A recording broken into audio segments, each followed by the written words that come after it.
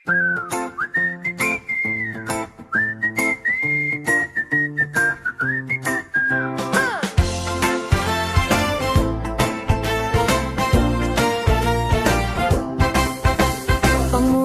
pa lang ng mata, nakakunot na ang noo. Lahat may komento, parang laging may resibo. Bakit ganyan suot mo? Ay, ang arte mo naman. Konting kibot lang ng tao, may lait ka ng baon dyan. Hindi ka naman sinaktan, pero galit ka sa buong bayan. Parang kalamansi ang puso mo, konting galaw, asim agad nakupo.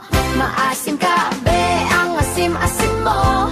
Lahat pinupuna, walang pinapalusot. Diyos ko, konting ngiti lang sana, di naman masama yun. Mas masarap ang buhay pag may konting kabutihan.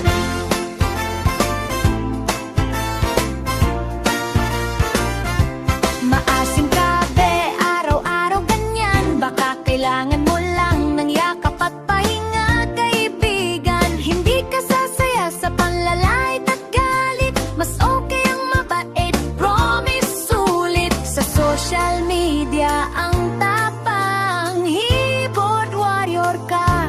Sa comment section, expert ka sa buhay ng iba. Feeling perfecto, laging tama ang opinyon. Pero pag ikaw na ang tinanong, biglang tahimik option.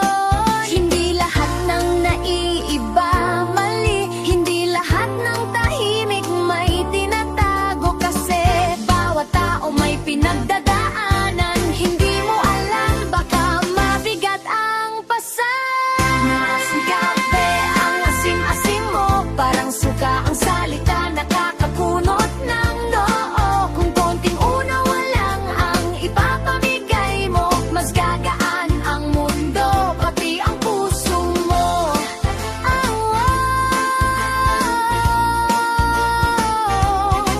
Hindi ka bawasan ng pagiging mabatin. Hindi ka hinaan ng umunawa sa kapwa kahit masakit. Kung may mali, pwedeng itama ng mahinahon.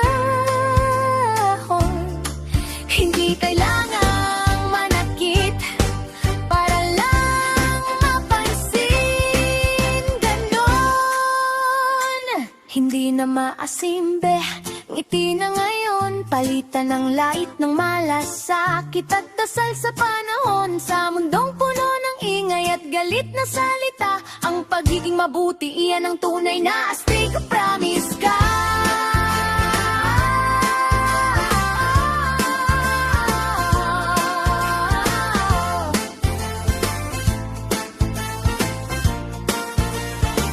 Kung may asim sa puso, pwedeng bawasan yan. Lagyan ng respeto, konting pag-unawa lang. Tandaan mo, be, simpleng katotohanan.